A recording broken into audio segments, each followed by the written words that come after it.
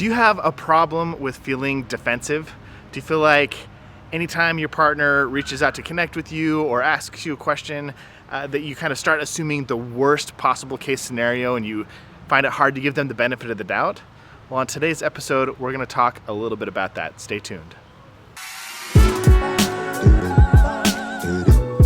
So on this podcast, I've talked a lot about Dr. John Gottman and specifically the 4 horsemen of the apocalypse.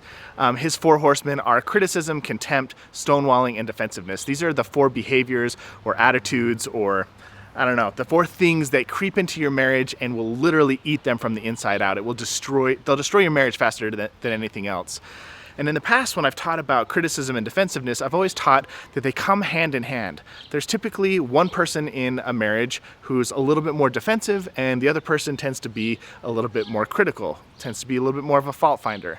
And when you get these 2 people together, they spiral. They kind of create this cycle of criticism, defensiveness, where one person is pointing out flaws and the other person is trying to defend themselves, whether by falling on their sword and being the innocent victim saying, I'm just the worst person in the world and it's always my fault, or cross-complaining where they go, well, you're saying I did this, well, you did that, and they try and one-up the other person and find flaws in them.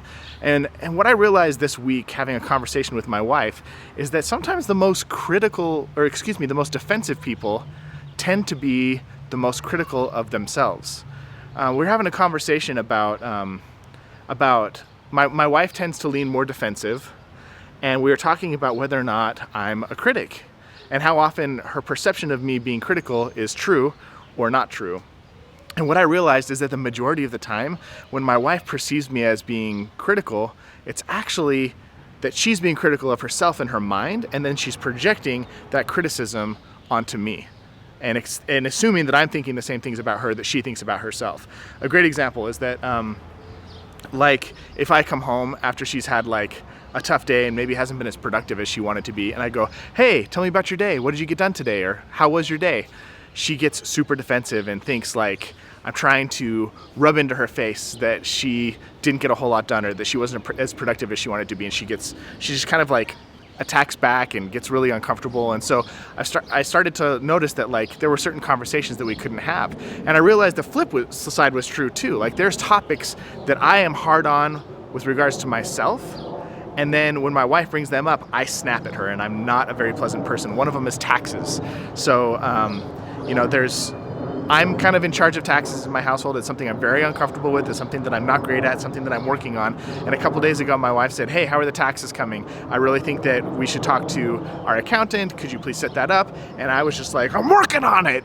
And I got really upset. And I realized that sometimes the criticism and defensiveness spiral doesn't happen because your partner is critical and you're defensive, or vice versa.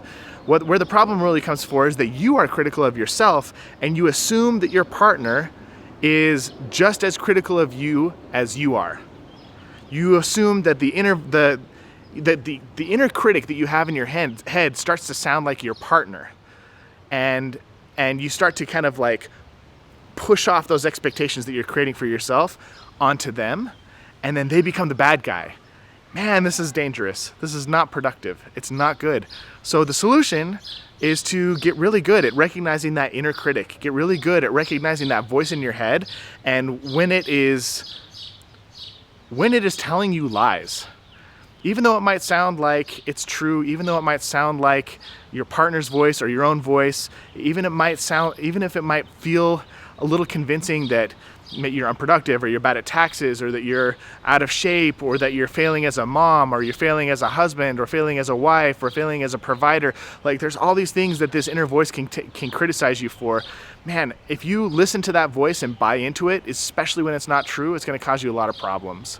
One of the best ways to start dealing with this inner critic is to, 1, acknowledge it, see it for what it is, and 2, start practicing mindfulness.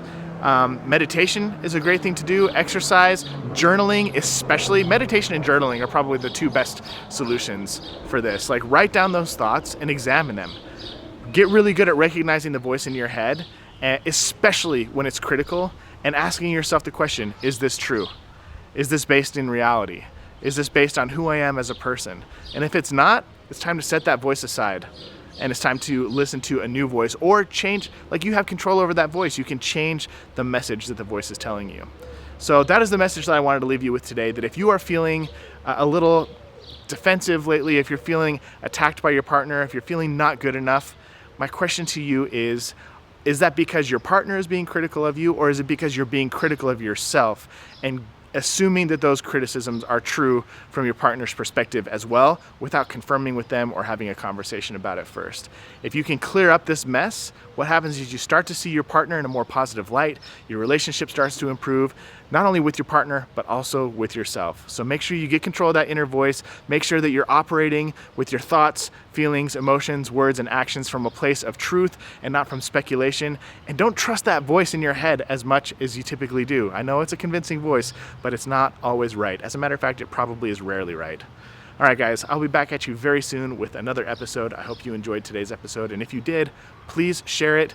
Hit the like button if you're watching on a social media platform.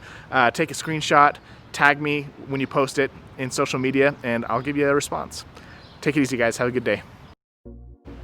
Hey, really quick before you go, I want to tell you about something that I'm really excited about. So my good friend Laura Heck, who is a marriage and family therapist and a certified Gottman therapist, we get together every couple of months and we put on this amazing workshop called The 7 Principles for Making Marriage Work.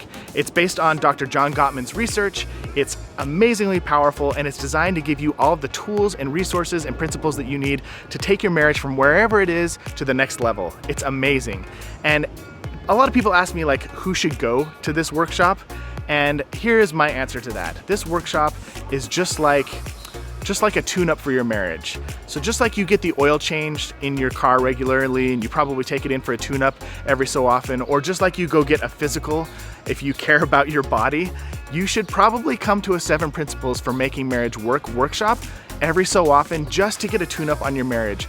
We'll help you have some conversations about where your marriage is at, like what's going really well. We'll talk about, maybe expose some things that could use a little bit of work, and then give you the tools and principles that you need to do the work to make your marriage even stronger and even better. I want you to come visit us and come do this workshop with us. It would be amazing to have you there. Go to utahdatenight.com to figure out where the next event is going to be held. Some of them are digital, so you can attend from anywhere in the world, and when it's going to be held, and we'd love to have you attend and be there with us. It's probably the only way that you get to work with me and Laura in a really close way together at the same time, other than the Epic Wives experiment. And this is a great addition to that if you've already participated in that as well. All right, guys, hope you have a fantastic day, and I hope I get to see you at a 7 Principles event very soon.